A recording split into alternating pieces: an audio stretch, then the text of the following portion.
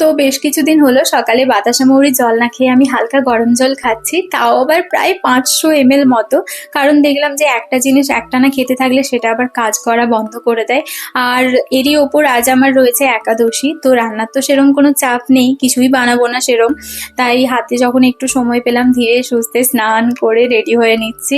দেন ভাবলাম আজকে পুরো দিনের প্ল্যানিংটাও করে নেওয়া যাক, কারণ টেনশনগুলো মাথা থেকে যদি কাগজে নামিয়ে নেওয়া যায় তাহলে সারাদিনের প্রেশারের মধ্যে একটু তো প্রেশার কম হয়। আর দিন শেষে মনে হয় যে হায় আজকে তো এটা করতে হতো, ওটা করতে হতো, সব ভুলে গেলাম। তো এই জিনিসটা সত্যি হয় না, ট্রাই করে দেখতে পারো।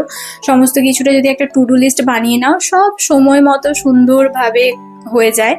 দেন আজকে ডিউটির জন্য আমি নিয়ে যাব কিছুটা স্যালাড। স্যালাড বলতে আমার কাছে ওই শসা, গাজর, ছোলা ছিল, তো ওগুলোকেই একটু বয়েল করে ওপর থেকে কিছু মশলা দিয়ে বানিয়ে নিয়ে চলে যাব। তো এই নর্মাল স্যালাডটা আমি কিভাবে বানিয়েছি তার ভিডিও আমার হিন্দি চ্যানেলে অলরেডি আপলোড হয়ে গেছে, ওখানে গিয়ে প্লিজ চেক করে নিও, একবার তো দেখে আসতেই পারো। দেন চলো ফাটাফাট রেডি হয়ে এখন ডিউটির জন্য বেরিয়ে পড়া যাক, কারণ ওই যে বললাম দুটো স্টাফ, লেট করা একদমই যাবে না।